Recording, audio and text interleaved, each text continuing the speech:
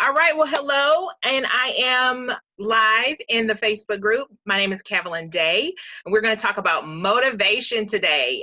So last week we did a survey, and the topic that came up as the number one was motivation. So whenever I put up a survey, guys, answer, because if you ask, you're going to get it. So the topic that came up as number one is motivation. I'll probably touch on some of the other topics in the coming weeks as well, but motivation was a far and away winner, so we definitely are going to talk about that today. My goal is to try and shoot for 30 minutes, which is challenging for me because I like to talk, but I'm going to do my very best to make this lunch and learn style. So as we get started, and I am checking the comments, so if you're watching live on Facebook, say hello.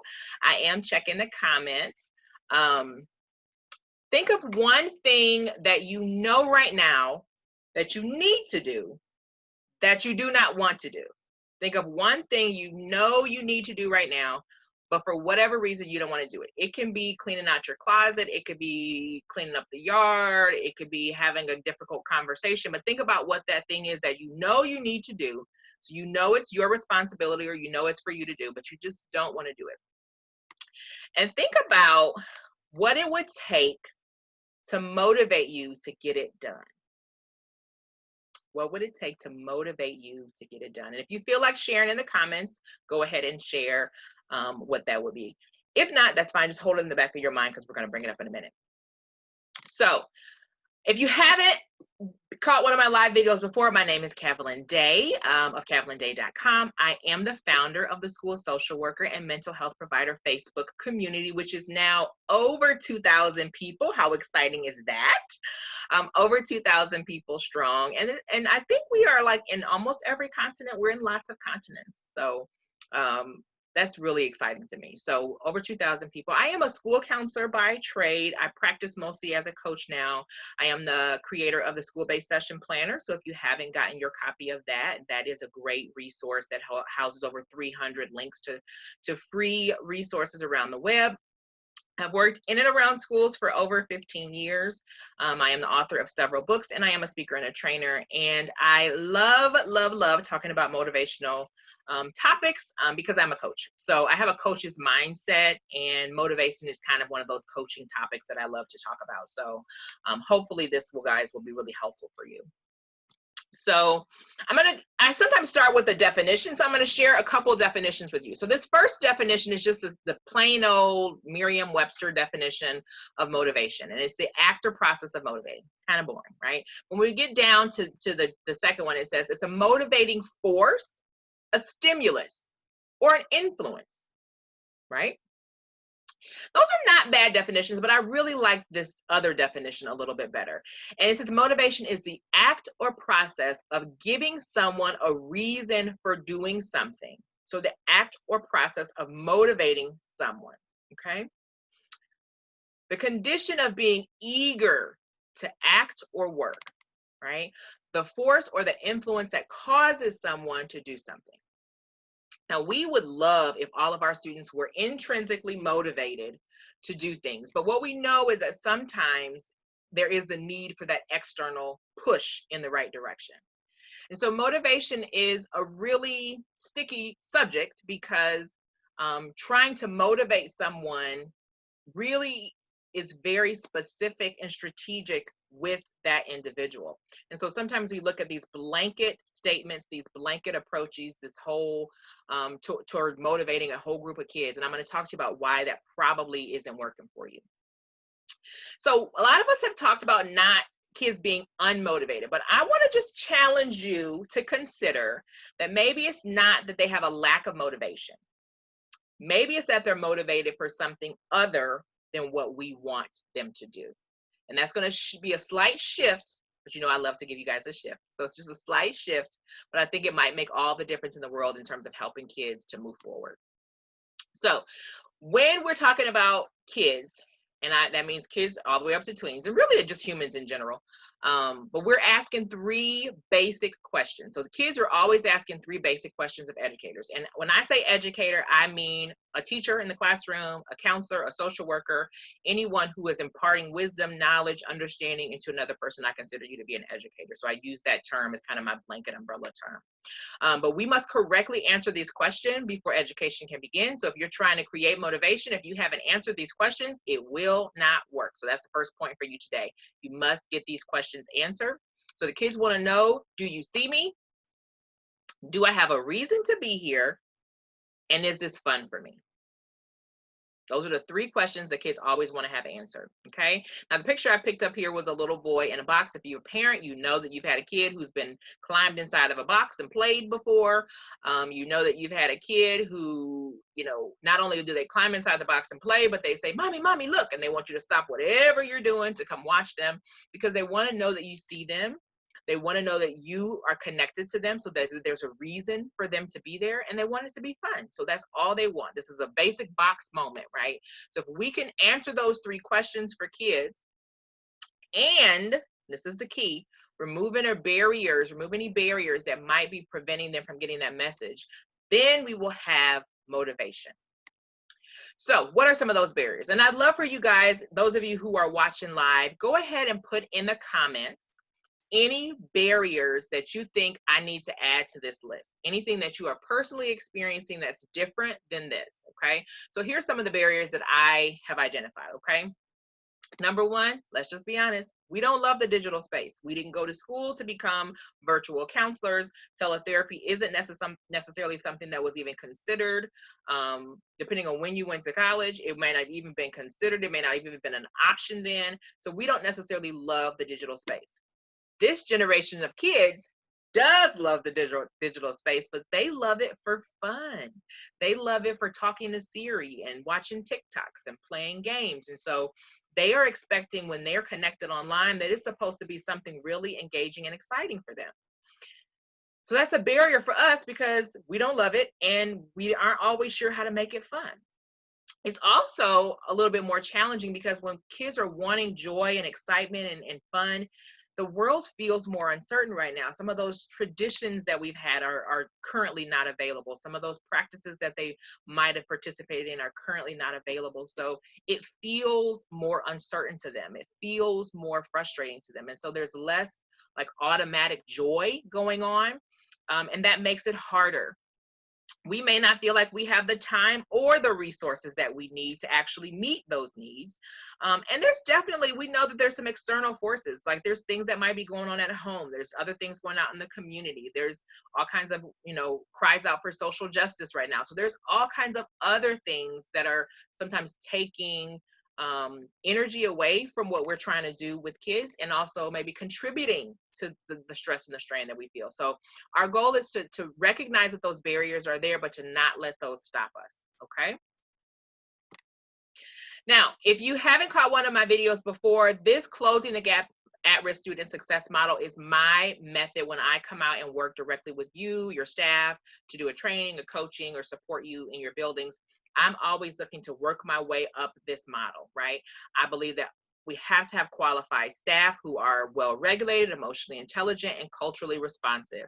They support children being emotionally intelligent, using their thoughts and their feelings to make great decisions. That's emotional intelligence. They support healthy communication, personal expression, that leads to kids making better decisions. So they're not reacting and doing things just kind of haphazardly. They're making conscious decisions. And then ultimately that leads them to the life that they want to live.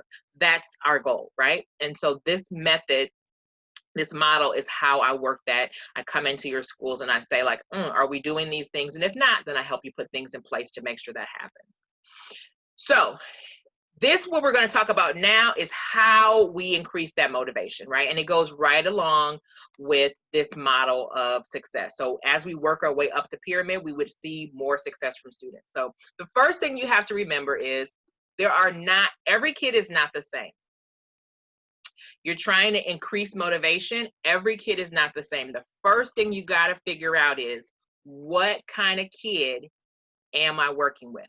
Now, the goal when we start to kind of categorize kids, we screen them, we categorize them, is really to just give us some general direction to support. It's not to just label them or say, well, because he's this way, we can only do this thing, but it's just to give us some general direction in terms of the support that we offer.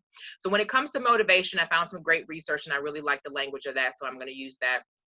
And I can include a link to that if you're interested in it. Let me know in the comments. I'll include the link to that research. But there's 4 types of students that we want to consider in terms of motivation. So the first kid is an optimist. This is kind of the easy kid. This is not the kid that you're going to typically have to motivate. They are naturally motivated for success. They love success. They want to get the A. They want to win. They have confidence. They usually know that if they do fail, that they can work harder and achieve it. They believe in themselves and they're pretty resilient. So that kid is probably not the kid that's going to be on your radar for not being motivated, okay? But as we slide down this list, you'll see that the kids typically need a little bit more support.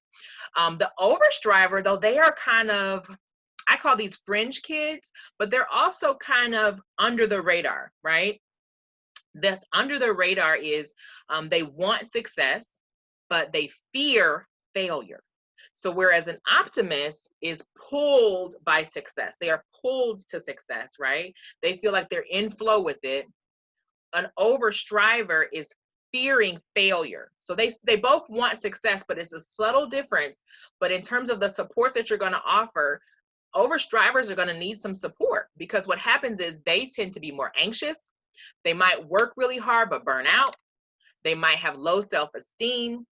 When they do fail or when they do struggle, they tend to have a harder time bouncing back, right? A lot of times we see kids who are really successful. They're on the basketball team and they're on these different things, but they're just crippling depression, crippling anxiety. And people can't really understand where it's coming from, but it's because they actually have a fear of failure driving them for success and not just liking success, right? So it's a subtle difference, but it is a difference. And then those self-protectors, those are kids who tend to have a lot of fear, sometimes of success and sometimes of failure. They may not believe that they are personally capable of success. And so they have a low confidence, which leads to low effort. Okay.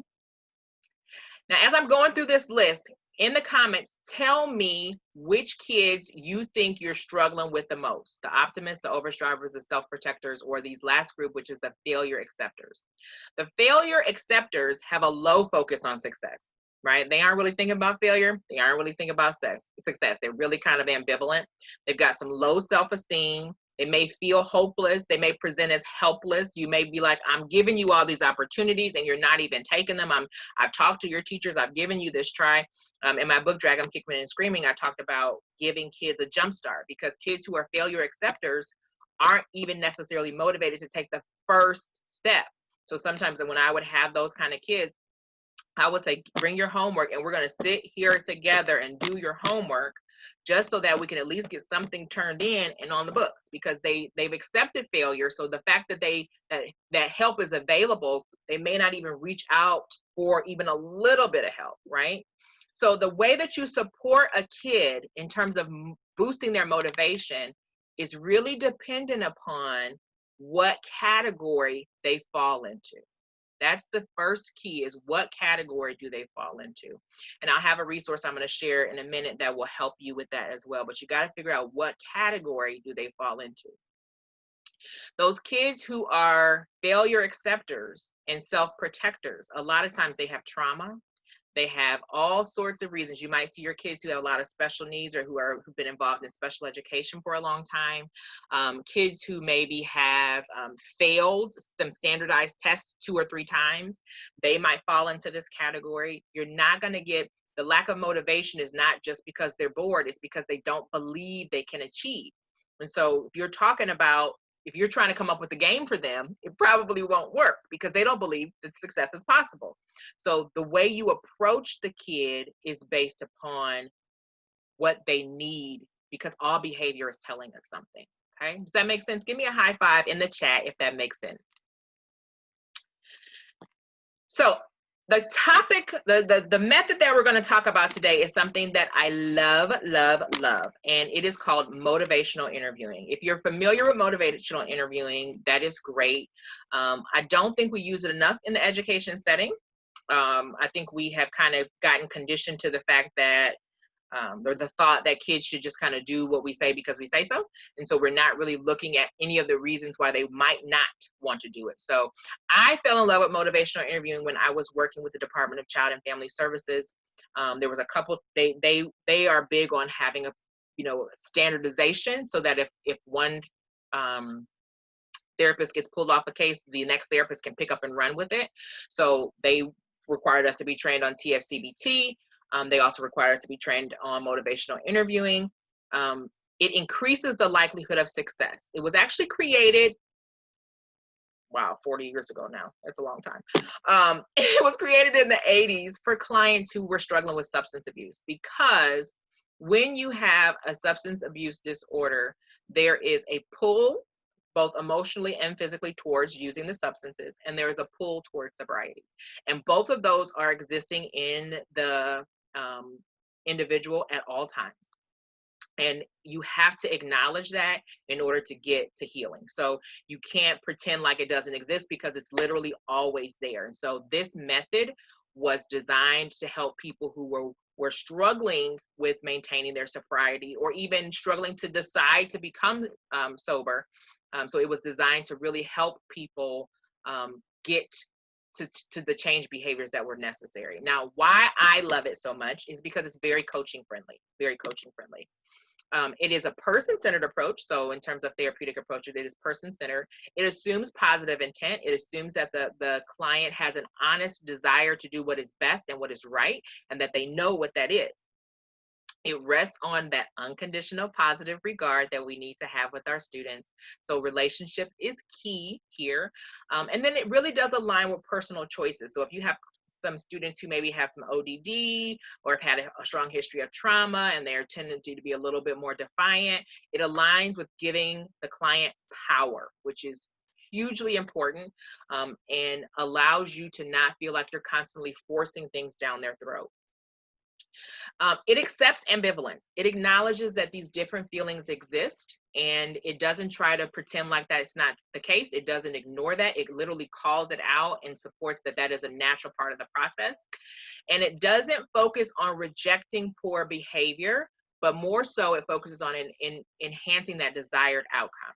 So why I think this should be used more in educational settings. We typically use things like solution-focused brief counseling, maybe some typical CBT.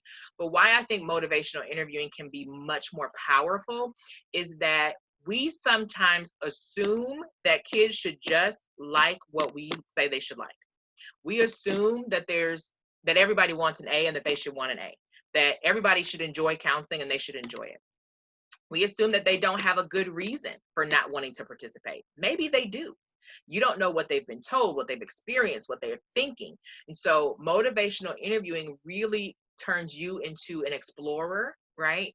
To figure out what is really motivating them currently, and align that motivation with moving them into some different behaviors, right? So I really, really think it can be powerful in a school setting.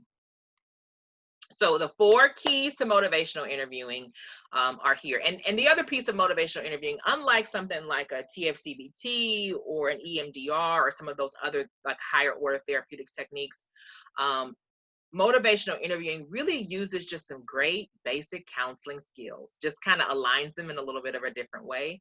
So you can be a new counselor and still do really well with some basic motivational interviewing. You can be not have a whole bunch of time to, maybe you don't have 40 hours to go through a TFCBT training. So you can get some really good basic kind of meaty pieces to apply.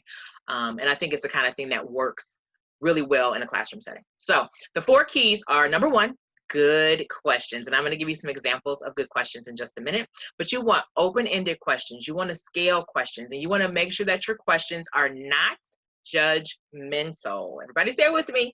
Not judgmental. It is not your job to judge any of the responses.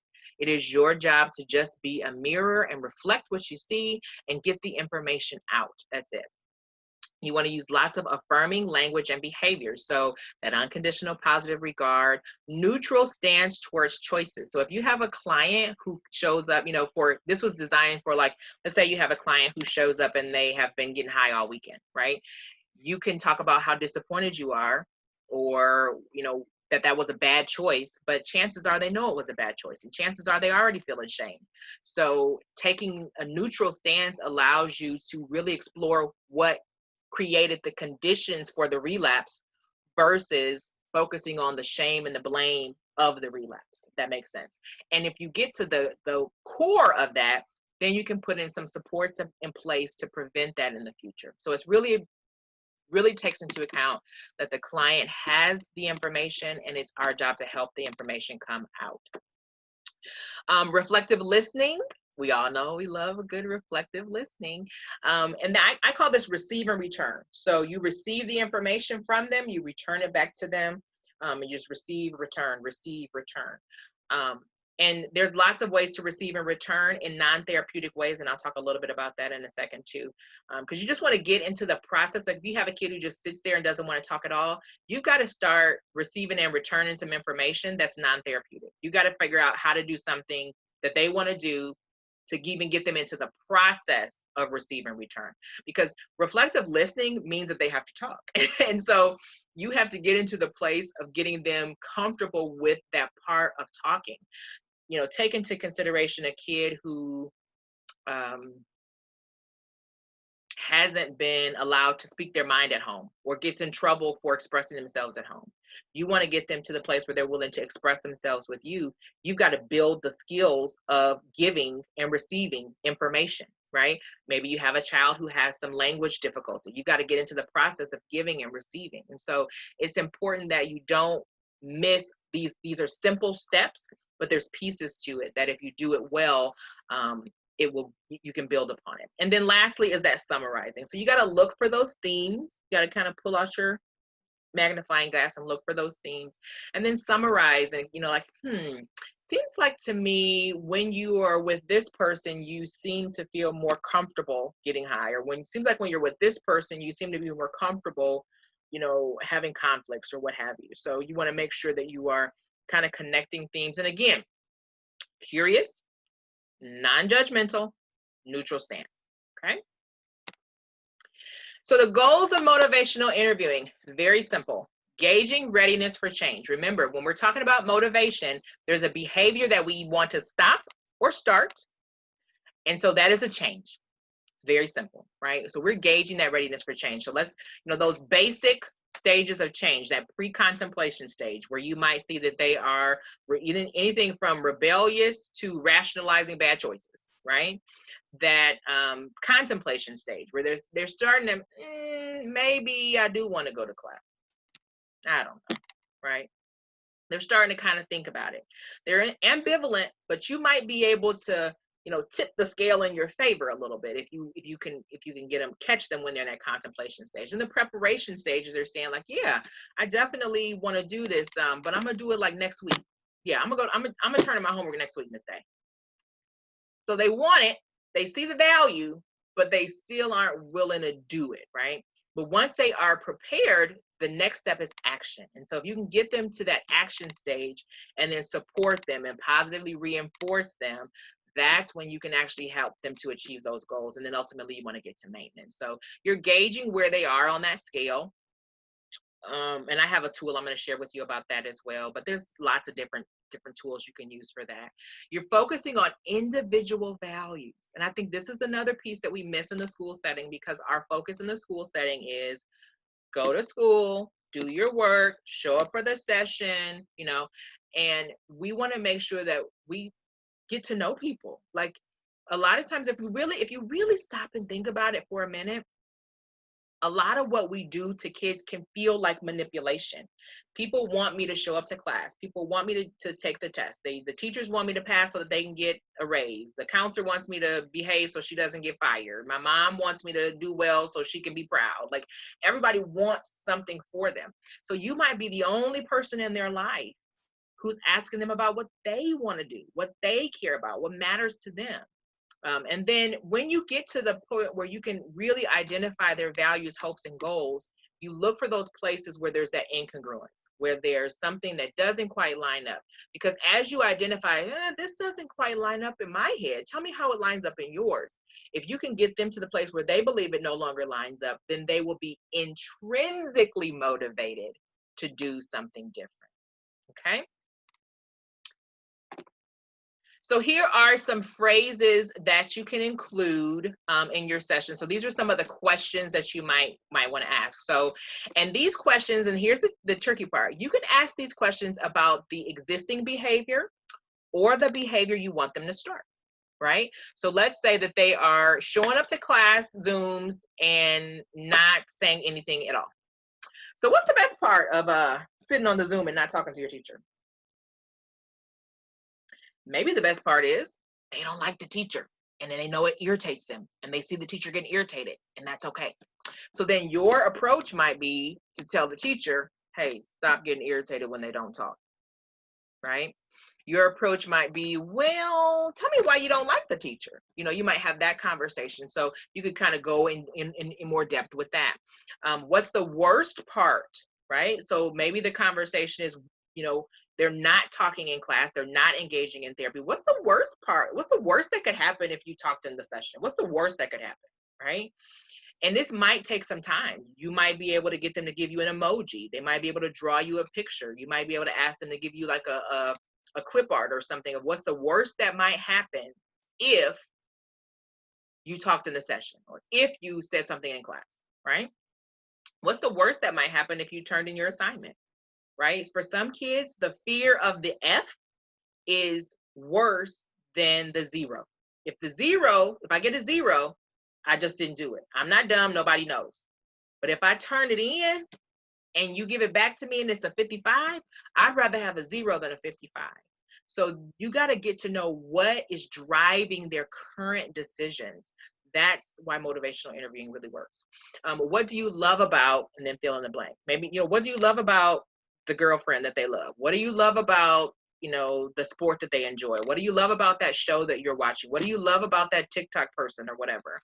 You know, get them to just start to give you some information, right? Start to think about, well, what do I love about them? You know, that kind of thing. What would it feel like if, you know, what would it feel like if you turned in your assignment? What would it feel like if you raised your hand during during class? What would it feel like if you, you know, asked for help? You know, oh my God, it would feel horrible. Everybody would be looking at me. Oh, well, let's talk about that. Now you got some direction with what you want to support them in. You know, this is another, can we talk about? Maybe they don't want to talk about it. Maybe every time you go to a session, you talk to them about things that they're not ready to talk about. And if they say no, and you say, okay, well, then tell me what you want to talk about. You've just given them some power. And for some of our kids, that is enough to engage them in the session from that point forward, right? Divorce yourself from the outcome and be a part of the process with them, okay? Why are you here today? Oh, because my mom made me come. Oh, well, why was that? Tell me more about that. Why do you think she wants you to come? Those kind of things. On a scale of 1 to 10, that's another good one. How do you feel about this, right? What is blank costing you? Like, I know why you told me you don't want to raise your hand in class, but what is that costing you? I thought you told me you wanted to make the basketball team. Well, you know you can't have anything lower than a C, and until you raise your hand in class, you're not going to be able to get, you know, above a C. What is it costing you? Oh, I hadn't thought about that, right? Align yourself with their desired values, goals, and outcomes. Motivation goes with it. Does that make sense, guys? Good, good, good, good. Okay. So remember, we said there was 3 questions that had to be asked and that were being asked and had to be answered. We talked about seeing kids. We talked about making sure that they know that there was a reason for them to be here. We're aligning ourselves with their goals and their visions and their values, right? But is it fun? Because maybe it's not. So let's talk a little bit about that. Then I'm going to share a couple resources with you, and we'll go from there. So how to inject some fun into your session, your lesson, to make it engaging. Number 1, do something completely untherapeutic. Completely untherapeutic. Think about what you know about child development. Think about what you know about what kids like to do, and don't try to make it into a lesson. They like to watch YouTube videos. Okay, you get to pick 3 YouTube videos that are school friendly, right? Let them take the lead. Now give them some ground rules, right? Don't get fired. Give them some ground rules, but let them take the lead, right? Run a contest for the most engagement, right? So if you have a goal, you're saying like, hey, I want 100% participation in the comment box. You need to have 3 words or more. If you have 3 words or more from every single person in the class, the last 10 minutes of the class, we're watching YouTube. The last 10 minutes of the class, I'm playing your favorite song. Say, hey, I need everybody in the class to send me your favorite song, but it's got to be the clean version. Once you send it to me, I'm going to pick, I'm going to pick somebody every day and play their favorite song for the last 5 minutes of class. Here's what we do. We say, I don't want to waste time doing stuff that's not therapeutic. I don't want to waste time doing things that's not educational. So we try to force 50 minutes of content down the throats of a child who's not ready to receive, and we waste 50 minutes. Here's the way I look at it, because I have a coach's mind, right? I'm willing to invest 15 minutes to receive 35 quality minutes from you. So if that means I've got to give up 15 minutes at the beginning, at the end of class, or whatever, if I've got to give up 10 minutes at the beginning of the session, 10 minutes at the end of the session to get 20 minutes in the middle, I'm willing to do that. Because if I don't, I lose the whole time. So we got to shift our perspective just a little bit. Incorporate things like service learning or projects. A lot of kids will work on a project because it seems like it has an outcome, right? A lot of kids are not invested in academics. We struggle with this because we think like, well, you should be invested in academics and you should care about your grades, and it's important, it's a right, and it's a privilege, and all of those things. That's great, but it doesn't matter, because if it doesn't motivate them, it doesn't motivate them. There is, and I'll make a note to put the service learning website here if you guys would appreciate that too. Sometimes I did just add it to the school-based session planner, but I can drop that link here as well. Sometimes kids will get so invested in a project that you'll be able to see things about them that you didn't know. You'll be able to weave some lessons in there that you didn't know. And there's even some websites where service learning aligns with some social emotional competencies that will allow you to make it therapeutic for them. So it's really important to look for those ways that it can be fun and engaging and possibly also therapeutic. And then gamify your session. Choose a magic word if that word happens to come up in the session, or that phrase happens to come up in that session, or if you see a particular facial expression on a kid who you're watching on Zoom, that they get to have a dance break, or they get to have 5 minutes of free time, or what have you. Look for ways to make it fun and engaging, okay?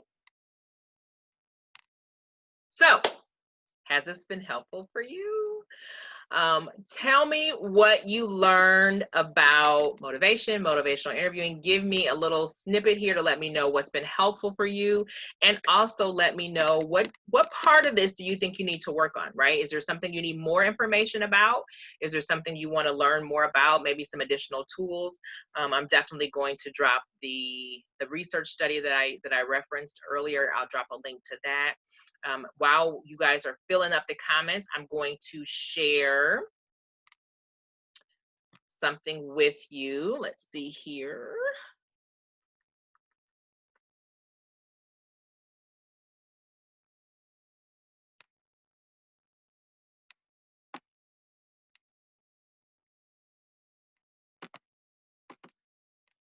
Okay, so this is a tool that I will share with you guys.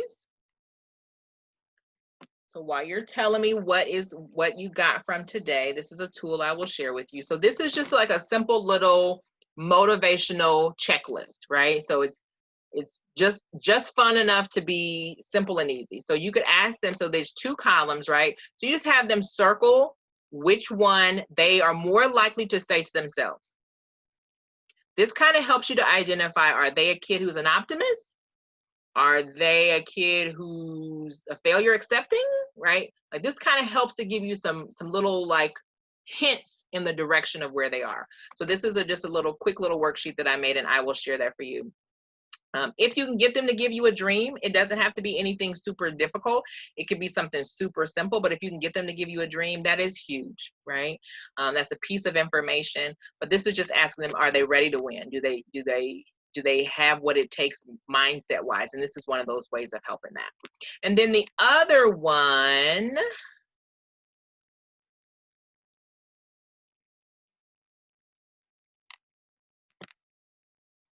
The other one,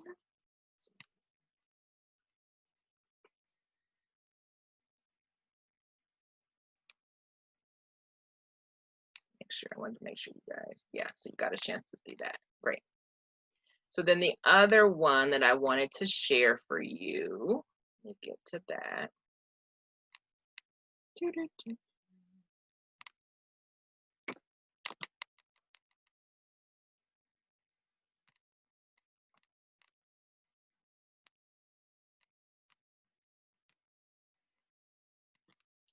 So this is another link that I will share with you guys. This is old. So this is 2003, but I liked it. So even though sometimes I find some old stuff and I think it still has so much value, I don't want to just toss it out because it's still. So this is what they call a performance failure appraisal inventory, right?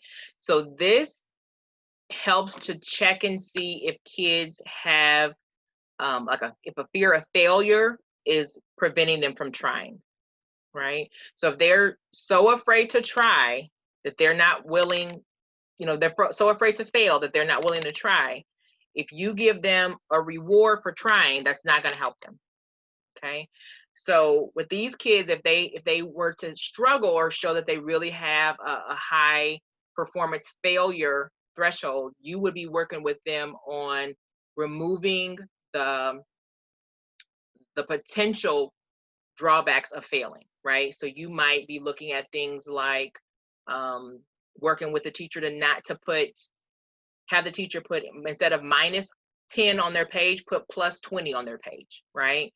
Instead of putting the percentage on their page, maybe just putting great job, or, I see you, thanks for answering all the questions. So depending upon how they would score in some of these areas, it gives you just a little bit more direction in terms of what you want to work on with the kid. So when we're talking about motivation, it's not just giving them rewards to get them to do more. It's really identifying what is the key keeping them from making their best effort, and how can you align yourself with that. So that is what we have for today. I'm a little bit over my 30 minutes, but I'm close to my 30 minutes. So hopefully that was really helpful for you guys. This video will stay up in the group for at least a couple days, and then I usually will put it on my YouTube channel. I will come back and share the links in the comments to the resources that I mentioned today. And like I said, always make sure that you answer when I put up a poll, because when you ask for it, you will receive it.